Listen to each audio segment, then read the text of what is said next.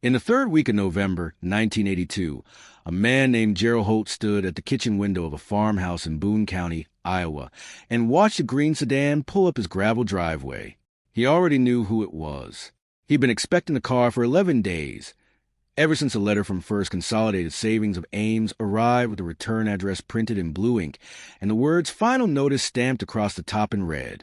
Gerald was 67 years old. He had planted soybeans in this county since 1951. His hands were the color of river clay, cracked at every knuckle, and when he set his coffee mug down on the counter, he did it the same way he did everything, without hurry, without drama, without a single wasted motion. The man climbing out of the green sedan was named David Pritchard. He was 34 years old, wore a tan overcoat that hadn't seen a mud season yet, and carried a leather briefcase with brass clasps. He was a loan officer. He had never driven a tractor.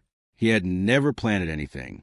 David Pritchard knocked on the door with the knuckle of his index finger, which Gerald noticed, not the flat of the hand. The knuckle, the knock of a man who expected the door to be opened immediately. Gerald opened it after a moment. "Mr. Holt." Pritchard's breath showed in the cold air. "I think you know why I'm here." "Come inside," Gerald said. "It's cold." That was the whole of Gerald Holt's response to being told he was going to lose his farm. "Come inside. It's cold. Let me tell you about the debt that brought David Pritchard to that door, because it wasn't Gerald's debt to begin with. In the spring of 1979, Gerald's brother Raymond had co-signed a $48,000 operating loan through First Consolidated to expand a hog operation in the eastern half of the property, a shared parcel that both brothers had inherited from their father, Elmer, in 1961. Raymond's hogs were gone by 1980. Feed costs had doubled. Pork prices had collapsed. Raymond himself was gone by 1981. Moved to Sioux City with his wife and 2 kids, leaving Gerald holding a debt he hadn't incurred on land he'd worked alone for 20 years. By November of 1982, the unpaid balance, with compounded interest at 14%, which was not unusual for that season of American agriculture, had grown to $61,400. First Consolidated wanted the money or the land. They did not consider a third option. David Pritchard sat at Gerald Holt's kitchen table and opened his briefcase. He laid out 3 documents. He explained the situation with the practice calm of a man who had done this before and expected to do it many more times before retirement. He was not unkind. Exactly. He was efficient. There is a certain cruelty in efficiency when efficiency is aimed at an old man's kitchen table. "We're proposing a voluntary foreclosure," Pritchard said. "It's cleaner for everyone. You surrender the property title voluntarily. We waive the deficiency judgment, and you walk away without a lawsuit." Gerald looked at the papers. He did not touch them. "My father built that barn in 1938, he said. "He hauled every board from a mill in Story City. 22 years old, and he built it in 6 days. Pritchard nodded. He had heard things like this before. "Mr. Holt, I understand this is difficult." "I'm not saying it's difficult," Gerald said. He looked up then, and his eyes were steady and completely clear. "I'm just telling you about the barn." Pritchard left that day without a signature. He would be back. He was always back. What Pritchard did not know, what almost nobody in Boone County knew, was that Gerald Holt had a son named Thomas. Thomas Holt was 31 years old. He had left the farm at 19 to study agricultural economics at Iowa State, then spent a decade working commodity markets in Chicago, not as a trader, but as an analyst. He understood balance sheets the way his father understood soil, by feel, by instinct, by patterns that other people missed. Thomas had been calling his father every Sunday for 6 years. He had known about the debt for longer than Gerald admitted. And when Gerald finally told him, in November 1982, that First Consolidated was coming for property, Thomas Holt drove 7 hours from Chicago in a snowstorm and arrived at that farmhouse on a Wednesday night without calling first. Gerald was in the machine shed when Thomas's headlights swept the yard. He was standing next to the old John Deere 4020, a 1968 model, 91 horsepower, green and yellow and still as loud as the first day Gerald's father had traded a tired Farmel M and $2,200 cash to get it. The 4020 had more than 9,000 hours on it. Its cab was cracked along the left door seam. One rear fender had been repaired with sheet metal and rivets after a fence post incident in 1974. But the engine ran clean, and Gerald knew every sound it made the way a father knows a child's breathing. Thomas stood in the shed door and looked at the tractor, then at his father. "We're not signing anything," Thomas said. Gerald turned a wrench once, slowly, on a fitting near the fuel line. "I know," he said. "There's a plan. I figured there was. You're not going to like all of it." Gerald set the wrench down on the workbench. He looked at his son for a long moment. Then he said, "It's cold out. Come inside. There's a thing that happens in rural Iowa in November. The sky goes the color of a used tin pan, flat gray, slightly metallic. And the field go the color of old straw, and the light falls sideways all day long, never quite arriving. In that light, the farmhouses and the barns and the equipment sheds look like things that have always been there and always will be. They look permanent. They look like facts. And then the men in tan overcoats with briefcases and brass clasps come up the gravel drives. And you understand that permanence was never the point, that the point was always the debt, and the debt was always the clock, and the clock had been running the whole time. Have you ever owned something that everyone else called worthless? A truck, a house, a piece of land. Something that had real value to you that the market couldn't see?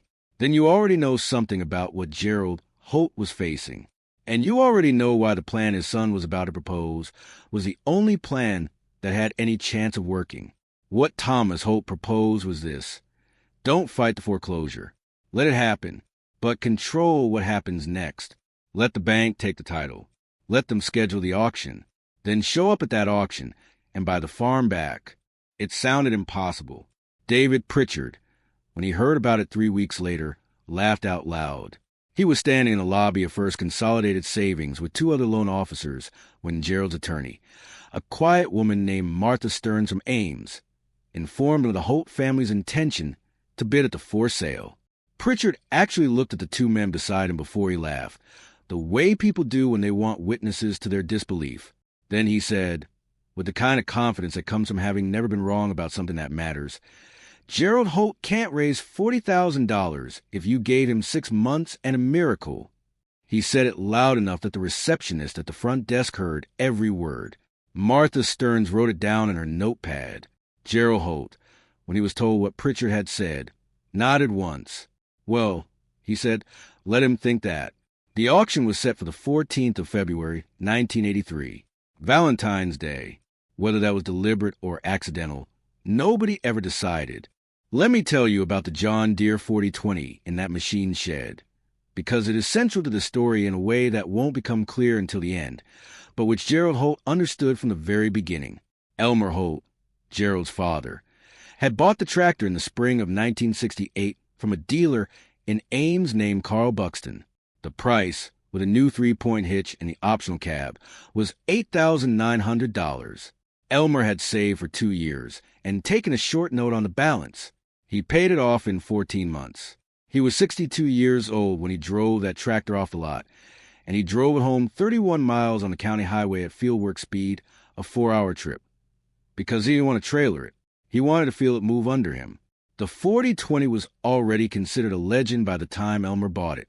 John Deere had introduced it in 1963 as part of the new generation line, and it changed row crop farming the way the Model A changed American roads. The engine was a 404 cubic inch diesel, producing 91 horsepower at the power takeoff. It had 8 forward gears and a synchronized gearbox that let you shift without stopping, a feature that sounds ordinary now and was absolutely not ordinary then. Farmers who used it for the first time reported feeling like they'd been handed a different kind of time. Elmer Holt used it for 12 years before his legs gave out enough that Gerald took over primary operation in 1980. By then, the tractor had more than 6,000 hours, and Elmer was 74 and would be dead within a year. But before he died, he did one specific thing. He had the engine rebuilt at a shop in Nevada, Iowa, not Nevada the state, Nevada the small city in Story County, where a machinist named Dale Hooper had been rebuilding John Deere engines since 1959. The rebuild cost $1,400 in 1979. Elmer paid cash. He told Gerald the tractor would outlast both of them if they kept the fuel clean and the air filter honest. He was not being sentimental. He was being accurate. Here is something worth understanding about why old diesel engines like the 4020s last as long as they do, because this matters to the story. Modern engines are built with tight tolerances. The components are machined to fit together with almost no margin, which produces more power and better fuel efficiency. But tight tolerances mean that when something wears, it wears fast, and the cascading failure of one component can destroy an engine quickly. The 4020's engine was built with what engineers call forgiving tolerances. The components were designed to wear together gradually, evenly, predictably. You could feel an old diesel engine getting tired long before it quit. A change in sound, a loss of compression at startup, a small increase in blow-by smoke on a cold morning. It told you what it needed. If you listened, Gerald Holt had been listening to that engine for 15 years. He knew every note it made. What David Pritchard did not understand, what no one at First Consolidated understood, was that the 4020 was not a liability on Gerald Holt's balance sheet. It was the center of a plan. Thomas Holt had spent 10 years in Chicago watching commodity markets move. He understood, at a level that his spreadsheets made clear, but his instincts had already told him that agricultural land in Boone County, Iowa, had been undervalued by the foreclosure market since 1980. The crisis had created a buyer's panic. Not a panic to buy, but a panic to sell. Farms were being auctioned in bunches. Bids were coming in low, and the buyers with cash were paying 40 cents on the dollar for land that would recover in value within a decade. Thomas had run the numbers. The 280 acres Gerald farmed had a legitimate market value, accounting for the crisis discount of between $168,000 and $195,000. The minimum opening bid at the forced auction, set by First Consolidated's own appraisal, was $91,000. The plan was not complicated. It was only difficult. Thomas had spent 7 weeks calling every person he had ever known in Iowa, Illinois, and Minnesota. Former classmates, commodity contacts, a grain elevator owner in Grundy County, 2 cousins on his mother's side who farmed near Marshalltown. He was not asking for charity. He was presenting an investment. Pool enough capital to make a competitive bid at the auction when the property backed, grant Gerald a lifetime lease at $1 per year, and hold the land for 10 years before selling or dissolving the arrangement. The return, Thomas projected, would be between 18 and 24% over a decade. 8 people said yes. The total pool was $114,000. Gerald did not know the exact number until the morning of February 14th, when Thomas handed him a single sheet of paper in the kitchen. Gerald read it once. He folded it in half. He put it in the breast pocket of his work shirt. "Is that enough?" Gerald asked. "It should be," Thomas said, "unless they got a buyer we don't know about." Gerald nodded. He stood up. He put on his coat, a heavy canvas Carhartt, brown, worn at both elbows, with a small tear near the right cuff that he'd been meaning to repair since 1979. He picked up his hat from the hook by the door. Then he paused. "I want to drive out to the south field first," he said. Thomas looked at him. "Dad, the auction starts at 10. "I know when it starts." Gerald buttoned the coat. "I want to see the field." They drove out in Gerald's truck, a 1974 Ford F-250, rust along the rear wheel wells, 160,000 miles on the odometer, and Gerald stopped at the edge of the field and looked at the frozen ground for maybe 3 minutes. The field was bare. The soil was dark where it showed between the frost. He had planted that field with his father in 1959. He had planted alone every year since 1972. He stood there in the cold and looked at it without saying a word. Then he got back in the truck. "Okay," he said, "let's go." Have you ever known you were right when everyone in the room said you were wrong? Not the comfortable kind of right. The kind where the evidence is already in your favor. The harder kind, where you're right about something that hasn't happened yet, and all you have is your own understanding of how things work, and the people around you are absolutely certain you're going to fail. That is the kind of right that Gerald Holt carried into the Boone County courthouse on the morning of February 14th, 1983, wearing his Carhartt coat and his cracked boots and his hat. And if he was afraid, it was the kind of fear a man keeps below his sternum, where it doesn't show in the face, and doesn't shake the hands, and doesn't slow the walk. The auction was held in the main meeting room of the courthouse, which held about 60 people. There were perhaps 40 in attendance. David Pritchard was there, Standing near the front with a colleague, he watched Gerald walk in and said something to man beside him. The man smiled. Gerald found a seat in the fourth row. Thomas sat beside him. The auctioneer called the opening at $91,000. A man near the window bid $94,000. Another voice from the back, $97,000. Thomas raised his hand, $103,000. The room shifted. Pritchard turned his head. The man near the window came back, $107,000. Thomas, $112,000. There was a pause in the room, a long one, and then David Pritchard, who had laughed out loud in the lobby of First Consolidated 2 months earlier at the idea of Gerald Holt raising $40,000, stepped forward and made a move that nobody in that room had anticipated. David Pritchard did not bid. What he did was whisper something to the auctioneer. The auctioneer nodded, consulted a sheet of paper, and then made an announcement that sent a murmur through the entire room. There was a second interested party. A land development company out of Des Moines, Meridian Holdings, LLC, had submitted a sealed bid before the auction, a standard but rarely used procedure in Iowa for sales. The sealed bid was $119,500, under the rules of the proceeding.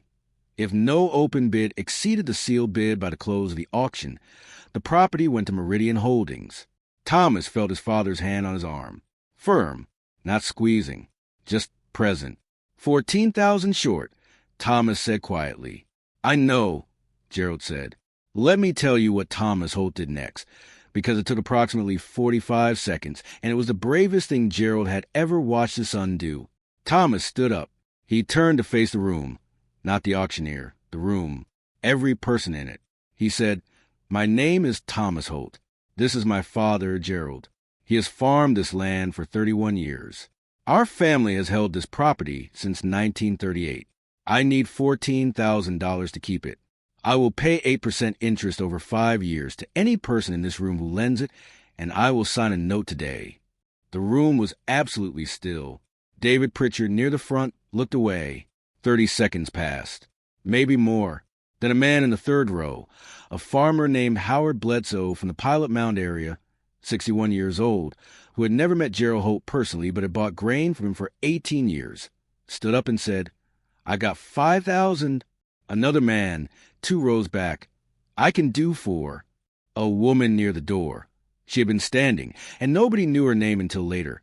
It turned out she was a retired schoolteacher named Agnes Purcell, who owned 30 acres near Ogden and had watched 3 neighboring farms go to bank in 2 years, said quietly, I have 3,000 in my account. You can have it. A young man in the back row, no older than 25, denim jacket, didn't stand up, just raised his hand. 2,000. It's my combine payment fund. The combine can wait. That was $14,000 in under 90 seconds. From 4 people who owed Gerald Holt nothing except the quiet debt of neighbors. Thomas looked at his father. Gerald Holt's face did not change. Not the brow, not the jaw, not the set of his mouth, but his eyes. And Thomas would describe this to his own children years later. Try and get the words right.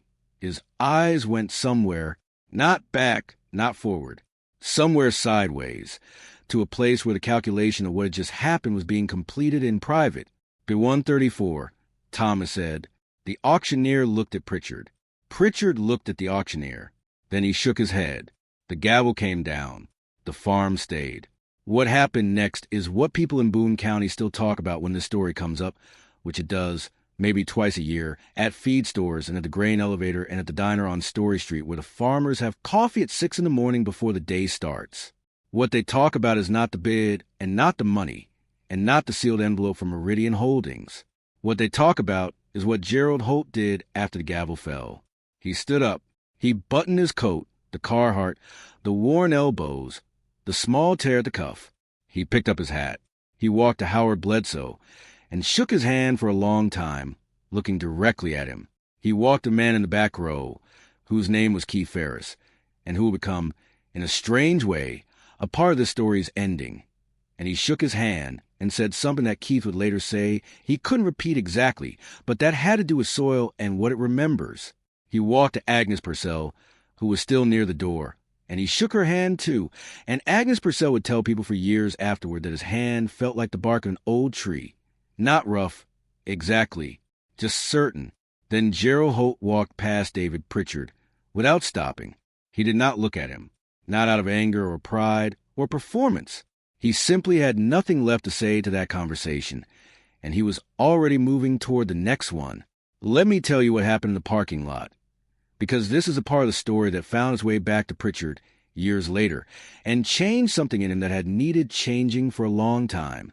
Thomas had followed his father out, and the two of them were standing beside the old Ford, and Gerald was looking out at the street, at the winter light on the courthouse square, at the bare elms, at the county he had lived in his entire life. You knew it would work, Thomas said. Gerald was quiet for a moment. I didn't know, he said.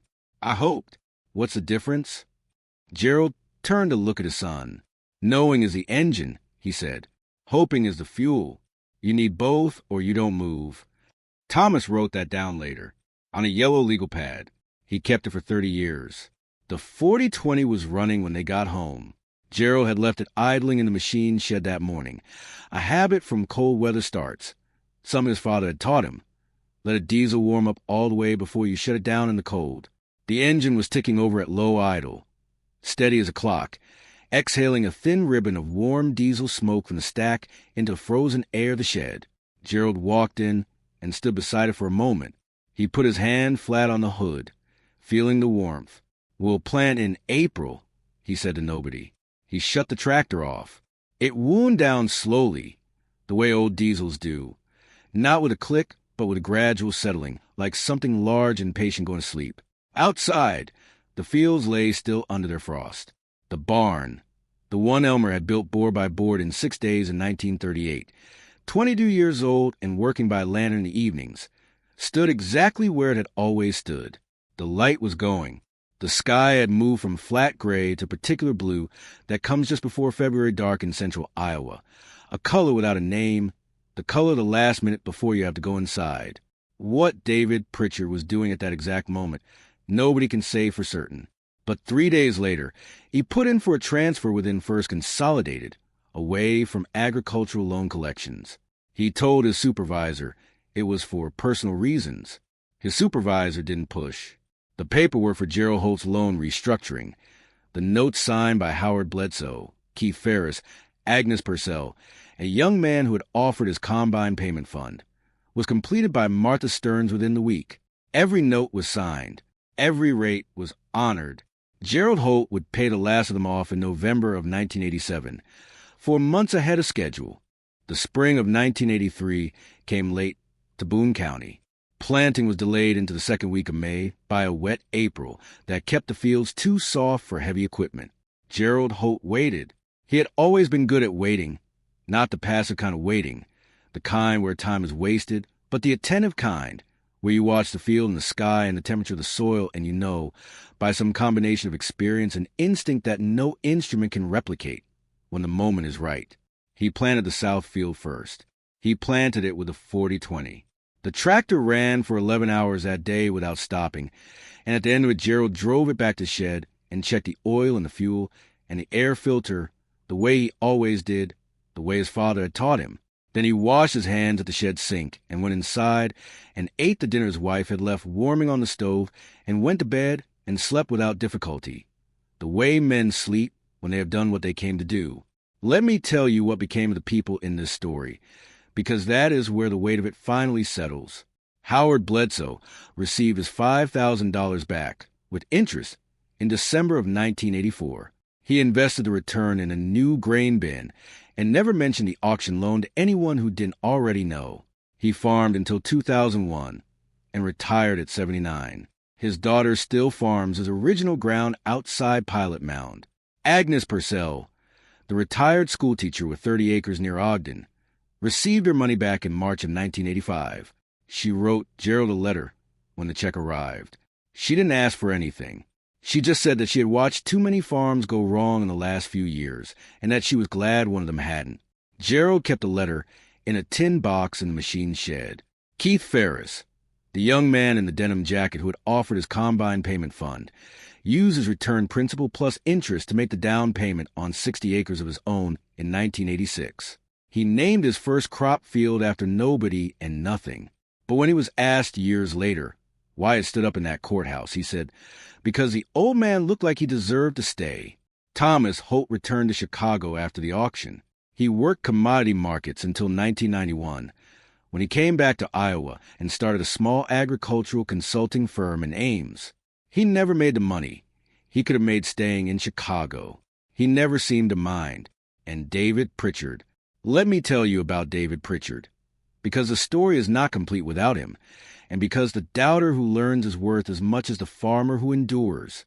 In 1986, Pritchard left First Consolidated entirely and took a position with a small agricultural lender in central Iowa that had been started specifically to address what its founders called the foreclosure overcorrection. The problem of good farms go to bad buyers because the crisis had broken the normal relationship between land value and credit access. Pritchard would spend the next 19 years helping farm families restructure debt rather than lose property. He was good at it. He was better at it than he had been at collections, partly because he was smarter about it, and partly because he understood, finally, what he had understood on a cold November morning in 1982 when he knocked on a farmhouse door with the knuckle of his index finger. He understood that the thing in front of him had not been a debt.